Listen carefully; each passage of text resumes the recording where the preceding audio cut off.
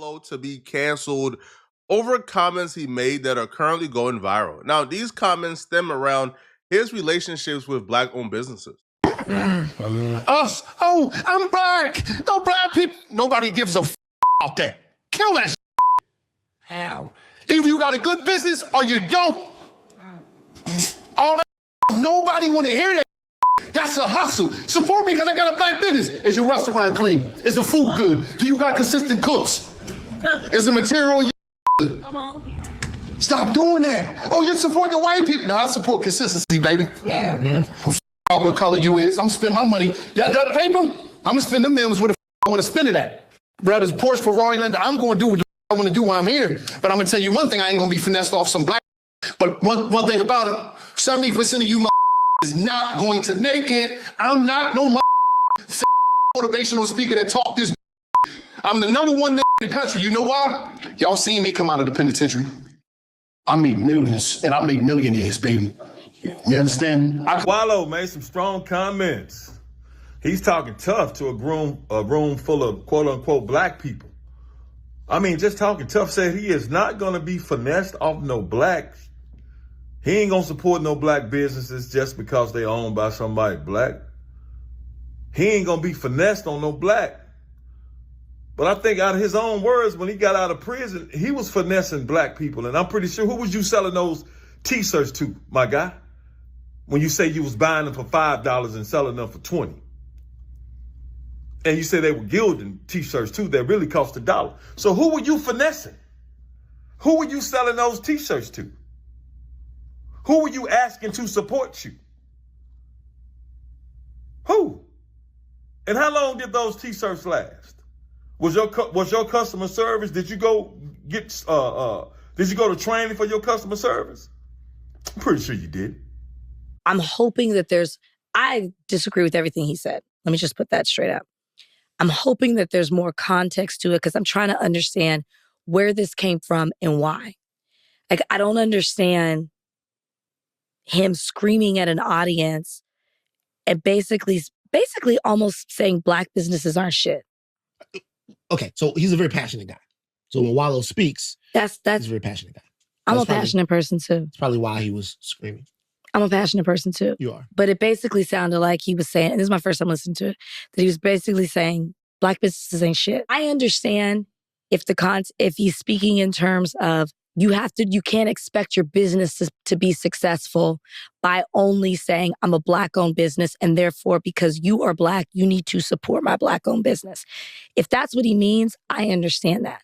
But the way that he's yelling in this context and basically saying, I'm not going to support you just because you're black, you're asking for. Okay, you want me to say something? I'm listening to you. This is all I have. This is my first time listening to it. I didn't listen to this. I didn't hear this before. It sounds to me this clip sounds so anti-black. And it so seems to me to miss the whole movement around support black businesses. It's, hey, sometimes for me, for example, I sat on this podcast one time and I was like, I don't know the list of black businesses out there that are at Target or at Walmart when we were talking about DEI and we were talking about Tabitha Brown and we were having that.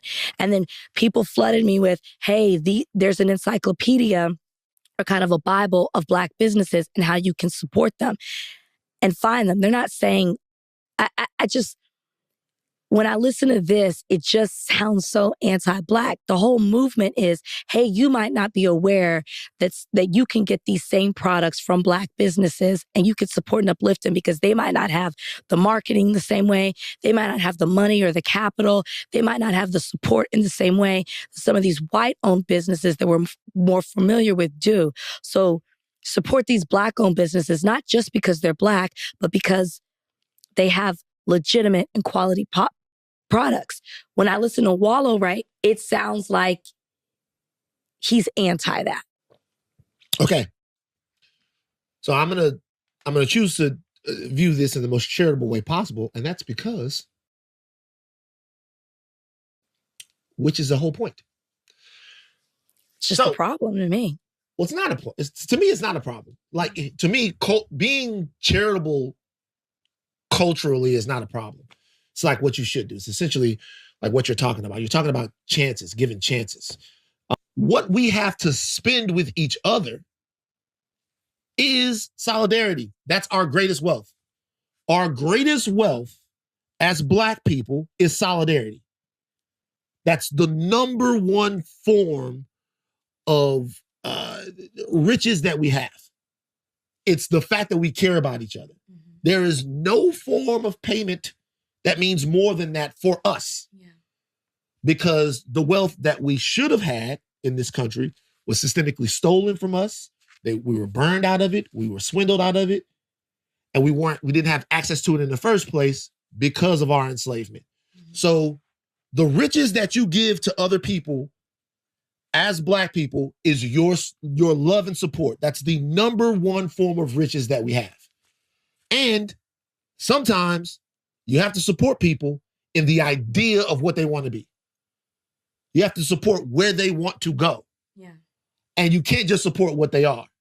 Because if you just would have supported Jeff Bezos in 1992, you'd have been supporting somebody in their garage with a telephone and a printed out Amazon sign in the back that say they want to sell books to the entire world. And it doesn't seem like you're going to make your money back in supporting that. Now, I'm not saying that everybody's going to be Jeff Bezos, and I'm not saying that you don't need to have clean restaurants. I'm not saying that you don't need to do. What I am saying, though, is the fact that we don't have the same resources to support each other by and large that other groups do.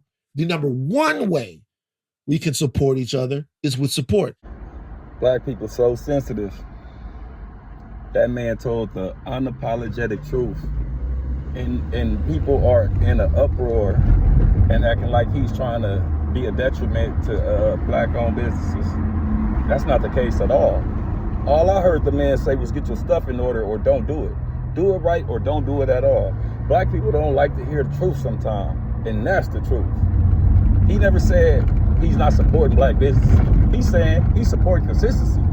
He's supporting where his money is appreciated, where he's valued, where he feel like he's getting what he deserves. Just because you Black and own a business does not mean that Black people have to continue to support you. I suggest you support any Black business at least one time. You feel me? Whether they got a bad rep or not, at least one time and formulate your own opinion. But we not obligated to continue to keep people business afloat just because they Black. If it's bad, it's bad. For real. If the food nasty, the food nasty. If I'm selling a product to somebody, I'm trying to make a customer. I'm trying to do business. I'm not trying to just make a sale. And people gonna get on, probably go, oh, well, you don't own a business, so you don't understand. Man, homie, whether you hustling in the streets or you building a franchise, homie, good business is good business. Y'all let me know what y'all think, though. Y'all feel like Wallo wrong? Y'all feel like he's putting Black businesses down? Is he trying to deter other Black people from supporting small Black businesses? Or is he just giving his honest opinion? Like, comment, subscribe, drop a comment in the comment section. I'm replying to all comments. It's your boy Dollars and Dreams.